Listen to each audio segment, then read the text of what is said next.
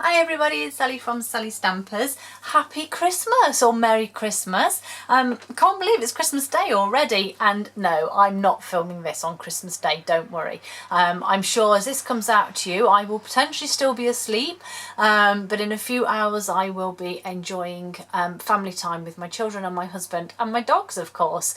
Oh, and the cat. But yes, Merry Christmas. Hope you're all going to have a fantastic day. I still wanted to bring out a project to you even though it's Christmas Day, because let's be fair, there's going to come a little bit of time when we're sat down full of Christmas dinner and potentially start flicking through YouTube or Pinterest or wherever, and so why not? I will still bring you a tutorial, and this one today is one that I saw on Pinterest.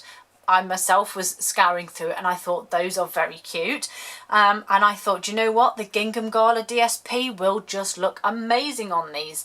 And so as you can see, I created these really super cute little backpacks from the envelope punch board. They've got little magnets on the inside there that hold them closed. They are actually a really good size. So I'm going to show you how I made them. I just love them, they're so cute. So I've used all of the colours from the Gingham Gala DSP. I have my gift bag punch board, not envelope punch board, and my Calypso coral that I'm using. So to start off with, you need your cardstock to be 10 inches by 7 inches, which is roughly about 25.5 centimetres by 18 centimetres. Okay, so we're going to use this as if we're making a small gift bag. So most of you, if you have one of these, will know. If you don't, you need to get one because they are worth their weight and they are fantastic. So line it up with your start line. Give it a punch. Don't forget to mark your horizontal line, and I'm just going to pull it out slightly to get to the end. And line it back up again. So I've done my punching, scored my horizontal line, and now I'm going to score my small line. Then I move this along, line this score line up now with the start line. Don't forget that horizontal. Punch again, and this time we're going to mark the triangle and the centre line, and then side 2. So you should have now 3 score lines. I don't know if you can see, if it's reflecting too much. Then if your punch board will play, which it won't, what's going on here?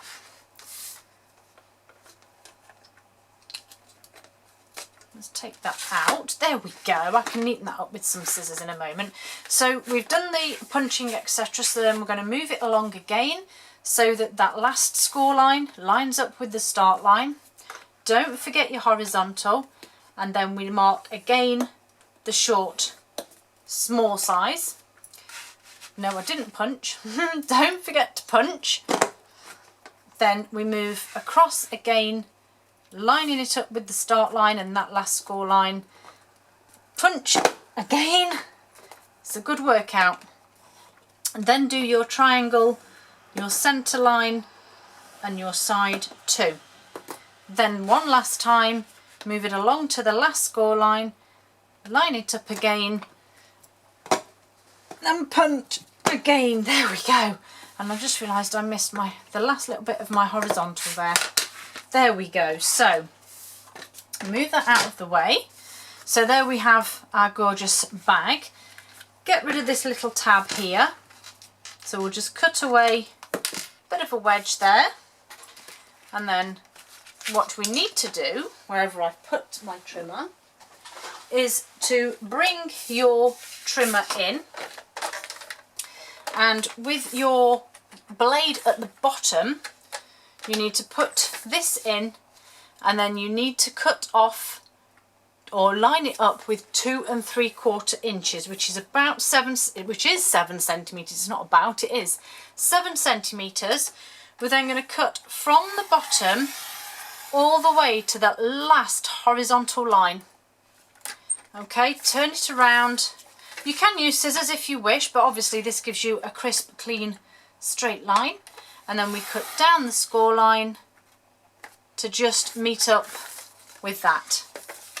and then you have this shape. Do not throw this away, you will need it in a moment. So I now have this shape. I just want to tidy these two bits here where it didn't quite punch as perfectly as I would have liked. It is on the bottom, so it's not the end of the world, but me being a perfectionist need to make it right. So before we do any more, bring back in your gift bag punch board, because we're going to cut round these two top corners of the long piece. So again, just line it up, that score line, that edge with the start line, and punch, move it along, and then this time you're lining up the outside and punch again. And get rid of that. And I always find that, I don't know if you can see, it doesn't quite do a smooth, again me being a perfectionist, so I just sort of line my scissors up along the side there and I just trim. Just line it up and trim. Tiniest little pieces, look, that come off, but it just makes that smoother. Okay, so fold and burnish. So we have the small tab here, and then we just fold the sides over, and then we're going to fold these bottom tabs up and burnish those too. And give them a nice crisp hard score, and then we're going to flip them back over. Not worried about these pieces just yet because I want to add my DSP. Now again, I've been looking at this. Oh, magnets have stuck together. I was looking at these and I actually think I prefer the larger check. I don't know what you guys think, but I prefer the larger check, so that's what I'm going with.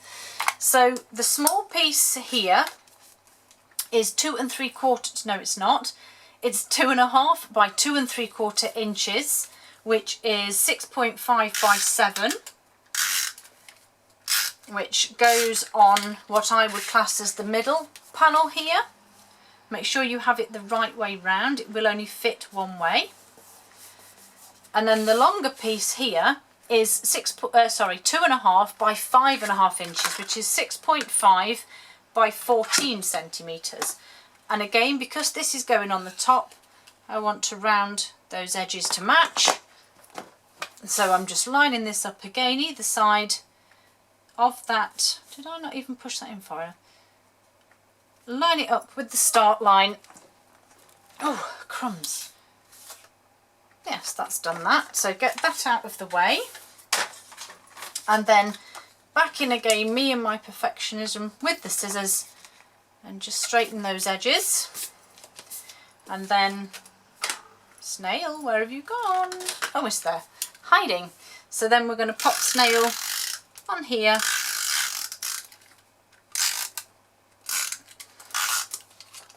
And then obviously onto the front of this. And again, just make sure that you line it up. Stick that on. And then what I want to try and do here is just use your bone folder just to encourage this top piece to fold over, because it is quite a thick piece and it's obviously now got adhesive and DSP on it. So we want to just give it a fold just to start it that bending. Okay, we then need to pop some adhesive on the inside of this middle, and I'm just going to use a strip of tear and tape across the bottom there. Oops, nearly forgot. And on the side here, look, on the tab. I was just thinking, well, how are we going to seal this up? Yes, adhesive helps. So, a long piece on there, and basically the opposite side to where you have the DSP on the inside. So we're just going to pop that off there, fold over, and then open it up, and we'll pop the sides in, the back, and then the front. Now you do kind of have to make sure that this stays straight, because as you can see it just wobbles, so you kind of need to eyeball it and make sure it's straight. I don't know if that just moved. Hold it in place, and then you can obviously get that bone folder in there and press it down. So now you see these will automatically bend and fold with those marks. So we need to decorate it and pop our magnet on.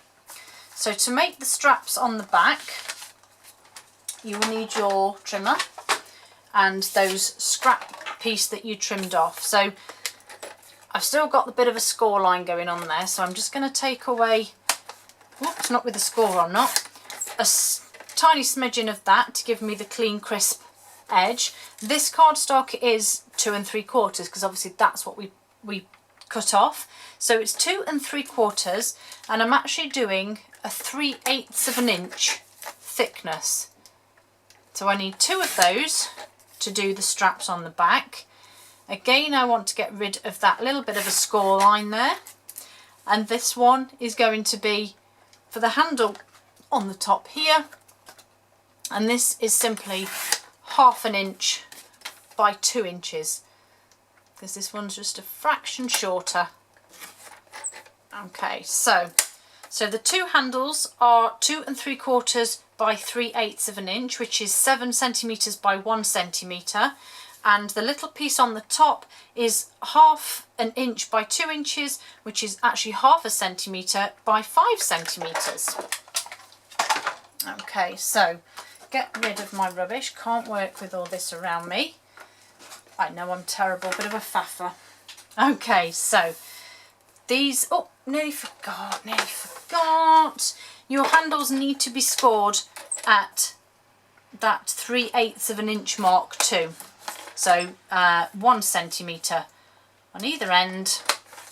Just give them a little score.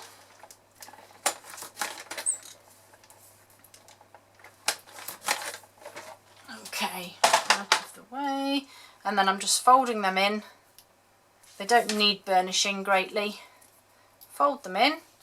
And then again back in with my fabulous tear and tape, my new best friend.